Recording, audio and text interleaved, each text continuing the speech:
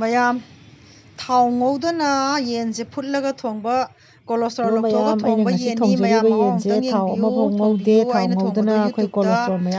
facebook da thagat charake mayam tang yengnasi mayam youtube da facebook da thagat charake mayam yengbiu ko yense phutlaga thongbani phutlaga thongdoini mayam yenguko ai huji huji phulapada matum matum thogla ise cholesterol ni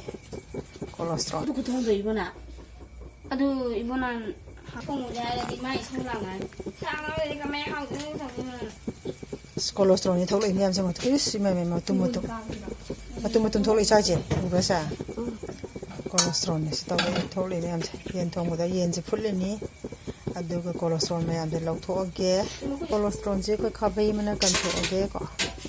sisi cholesterol ni cholesterol je ko khabai mana kasana kan thoge kan thui ni ko sa ya cholesterol je khabai je ne kasana kan thokio aduga thongje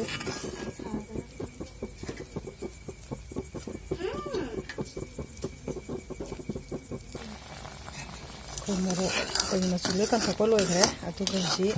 machu hapo atu tilou sanam hapoge hape machu hape moro hape maroi tilou sanam hape sa maroi hape atu kan ji pachana munna ngobiro